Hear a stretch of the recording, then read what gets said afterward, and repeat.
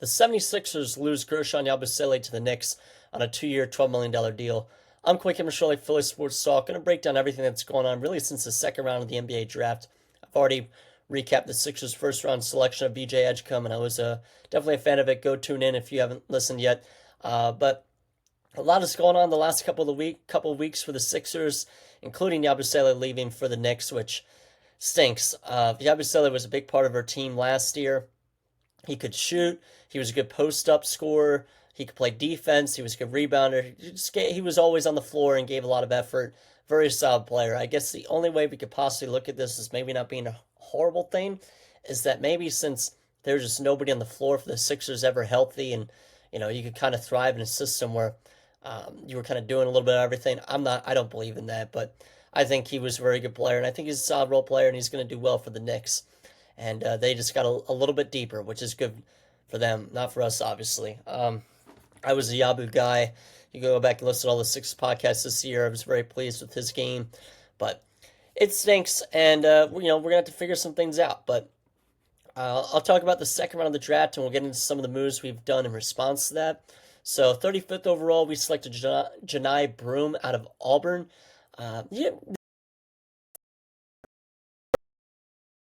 Back during this NBA season in which we traded Caleb Martin for Quentin Grimes and a second round pick.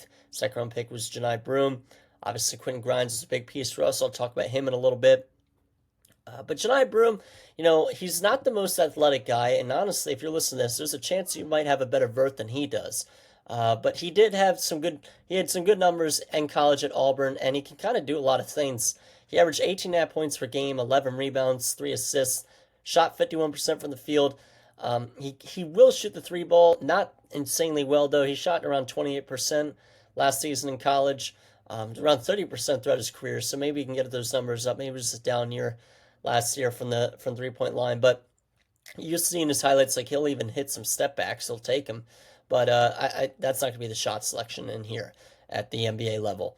Free throws are not a good thing with this game at all. 58.7%. That's going to be a little bit of a problem. But I'm sure we can figure that stuff out. This is a guy that might not even get some minutes. Maybe some blowout games, but we'll kind of see what he can do. He's an interesting player to me. I think he could play some decent defense. I think he kind of do some solid things for the Sixers. But it's kind of a back end of the rotation kind of guy. Maybe he can find a way to fight in, but I don't mind the pick. A lot of people were hating on the pick.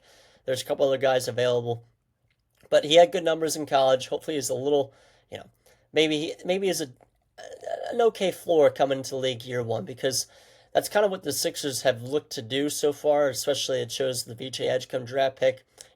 Edgecombe's kind of got a pretty good floor. I think we know what we're getting year one, maybe with some upside, but we'll see what else he can deliver for us. So Johni Broome and VJ Edgecombe, I like it. We'll see what happens. I like it. I do like it. We signed Hunter Salas on a two-way contract. I don't think that's going to amount to anything. But in other two-way contracts, we also got Jabari Walker. Now, this is an interesting one from the Trailblazers.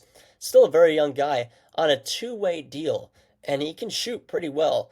I imagine he's going to be in the rotation for the Sixers at some point this season. I think he will work his way in. But I can't believe that this is a 2-year contract. And a lot of Sixers fans also believe the same thing. Sixers Twitter is very adamant about this guy, and we'll see. He played in 60 games last year, averaged 5 points, 3.5 rebounds, shot 51.5%, including 39% from three. So, who knows? Maybe this could be a decent piece for the Sixers. He's listed as a 3.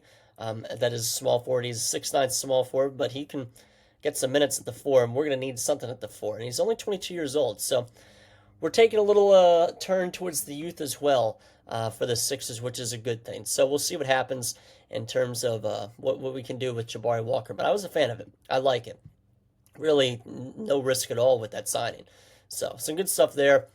We also re-signed Eric Gordon to a veterans minimum deal 1 year, but we declined Lonnie Walker's $2.9 million team option, which a lot of Sixers fans and myself kind of questioned a little bit, because Lonnie Walker is arguably maybe a little bit better than Eric Gordon, especially in terms of our team now. And it kind of just didn't make much sense. But at the same time, we're looking at two pieces here that really are not going to play too much part. Eric Gordon at least brings some veteran leadership. Lonnie Walker, he did get some minutes last year, obviously. the circumstances of the Sixers team, and he kind of balled, and he did a decent highlight reel. So I can understand why we're not too high on re-signing Eric Gordon and not picking up Lonnie Walker's team option, but who knows? Maybe Eric Gordon will get some decent minutes. Obviously, he can shoot the three at some points, bring some veteran leadership, but we'll see.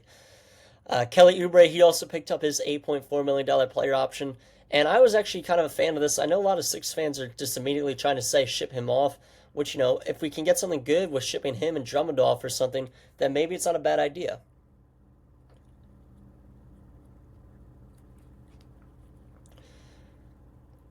But, I mean, there's no reason for us to be upset with him picking up this player option in this league. So I kind of like it. And, he always brings the energy. There's been some plays out there that you'll see on Sixers Twitter of him not getting back on defense or certain plays where he's kind of lazy, but he crashes the glass well. He's a threat on the offensive glass. So I am kind of a fan of re-signing him. And again, we need the depth. Well, not re-signing him, picking up his option. And we need that depth. So he picks up his option. Andre Drummond picked up his option as well. So we do have currently three centers between Embiid, Drummond, and Bona. That's not a bad problem at all. Drummond, he's one of those names that's still being thrown around by Sixers Twitter guys trying to get him, Oubre, maybe a couple picks out for somebody else. I've seen Obi Toppin even mentioned. I doubt that's a possibility for the Sixers because I don't know why the Pacers necessarily want to deal him yet. But, not a bad thing. Embiid, Drummond, Bona. Bona's obviously a pretty solid young center. I do like Adem Bona. Again, depth, more depth. And so hopefully those three can stay healthy this year. I don't really hate us re-signing him.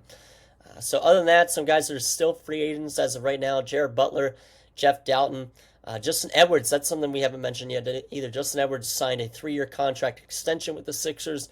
That's some big news. I'm a big fan of Justin Edwards, and he was very good for us last year. I don't know how other teams were not interested in him in that all-season come out of the draft.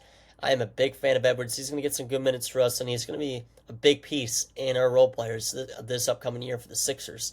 So, Quentin Grimes, he's still available, but again, he's a restricted free agent. I think he's seeking around $25 million or so, the reports have been. I'm a big Quentin Grimes guy. He was a very good player for us last year. I wasn't quite sure how to feel after trading Caleb Martin because Quentin Grimes didn't do too much with Dallas.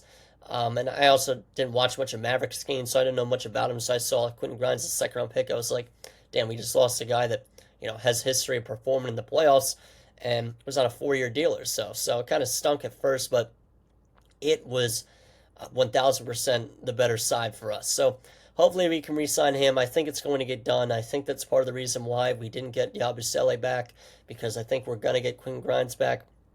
We'll just have to see what happens. He might take the qualifying offer. That way he can become an unrestricted free agent next year as opposed to taking a contract extension this year. But we'll have to see what happens. So, other guys, Kyle Lowry, Jalen Hood-Schifino, and some other players are still out there on the market. I think we just brought Kyle Lowry back. Let me take a look as I'm talking this over. But I'm not opposed to bringing Kyle Lowry back either. Obviously, he's not going to really get many minutes. It's more just a veteran leadership thing for the Sixers. So, we're in an interesting spot here. We do have a lot of depth so far going into this next year. And I do have a little bit of faith in this team. I really think that we could be kind of good this upcoming year for the Sixers. We just got to stay healthy. Especially a lot of it relies on Joel Embiid. So we'll see what happens. Okay, and I just took a pause there to look it up. And he was not re-signed. I just got baited into some fake news on some Sixers Twitter. And looking at it, they even made a fake contract and everything that would kind of be a little stupid for Kyle Lowry. But I think the reports are that he wants to return the Sixers. I wouldn't be completely opposed to it. He just can't get good minutes. He was really kind of a liability at certain points this year. But vet leadership is never a bad thing for some of the younger guys, especially for VJ Edgecombe and all them. So the bigger moves so far that the Sixers have made in response to, well, not really in response because this was prior to Yabu signing, Trendon Watford of the Brooklyn Nets originally. We signed him to a deal, and I don't hate it. Another 24-year-old. He played 44 games last year for the Nets, averaged 10 points, 3.5 rebounds, 2.5 assists, shot 47% from the field, 33% from three. 6'9" guy. He's going to probably play the 4. And right now, he is the chance to really earn some big time minutes for the Sixers because the power forward position is really up for grabs. But I kind of like the signing. Big fan of I'm saying these two, him and Tyrese Maxey are apparently very close together, and Tyrese Maxey was very happy about the signing. So I'm a big fan of having those two guys kind of linked. If they've had some history together. So obviously we're trying to work on building around Tyrese Maxey a little bit and some of the guys that he wants to bring in. So I am a fan of this signing for the Sixers. I think he can do some good things for us, honestly, and he really might get some big time minutes. He only started in 6 games last year. I mean, there's a chance that number goes up unless Daryl Morey has something up his sleeve right now at the power forward position. Because other than that, the Sixers don't have many options. Right now, we're looking at Chris Boucher from the Toronto Raptors. He averaged 10 points, 4.5 rebounds last year, 49% from the field, 36% from three. This honestly would probably be my favorite as of now for the Sixers because he can shoot.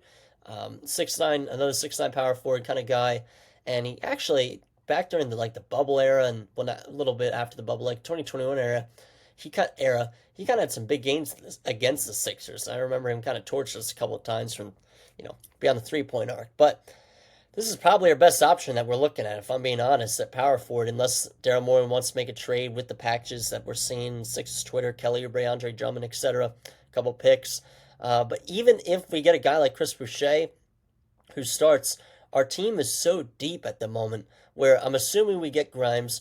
Obviously, the guard position is full. You have Maxey, you have McCain, you'll have Grimes, you'll have Edgecombe. That's 4 really good guards. I'm a big fan of that. The small forward or we'll just say forwards. Well, not really, because the power forward's a big spot right now. The small forward right now, we're looking at Kelly Oubre, Justin Edwards also. Maybe he could play the power forward position, but it's really going to be Oubre and Edwards, I'd say at this point. Maybe Paul George, but I mean, there's a chance Paul George goes to power forward, and that's why I didn't list his name immediately either. And then the power forward, we're looking at Trendon Watford and Johni Broome. Assuming that Johni Broome makes the roster. I mean, he's going to make the roster. He got a contract and everything. And then center, obviously, Embiid, Drummond, and Bona. So let me pull up a big full thing of the Sixers depth chart as of now. It's deep. So signing a guy like Chris Boucher would not necessarily, put us in the gutter, I should say. Is there any guys I'm forgetting in our rotation? I don't believe so. I'm pulling it up right now. I guess Reed Council's still out there. I didn't say Eric Gordon, but no, I pretty much listed everybody. It's that power forward position that's going to be interesting for the Sixers. So other than that, other options like Bol or something, and obviously that would be something. Just really a lanky guy, hasn't really proven too much in this league. I'd probably prefer Chris Boucher, but we're going to have to see what the Sixers decide to do with the power forward position, because right now, Trendon Watford, you might get some big-time minutes. But the list of rotation right now, it's like Maxey, McCain, Oubre, George, and Joel Embiid, I believe is what ESPN had, which I don't think is going to be the rotation. I think McCain's going to start on the bench, and I think he's eventually going to shoot his way into the rotation. Actually, I'm sorry, had Quentin Grimes at the 2. That makes more sense. So right now, the rotation that ESPN has is Maxey, Grimes, Edgecombe, George, and Embiid as a starting lineup. So it's going to be interesting. I'm very intrigued to see what Daryl Morey decides to do in the coming weeks with who he signs and if he decides to make a trade. But as of right now, that's all I got. That's some big-time news for the Sixers, especially with Guerschon Yabusele leaving. And there's some holes to be filled. We're going to have to figure things out. But I believe in this team. I really do. So that's going to do it. Phillies podcast to come too. Get baseball started. This is Philly Sports Talk. I need to be better with baseball, I know. So we'll get those out soon. But thank you guys for listening.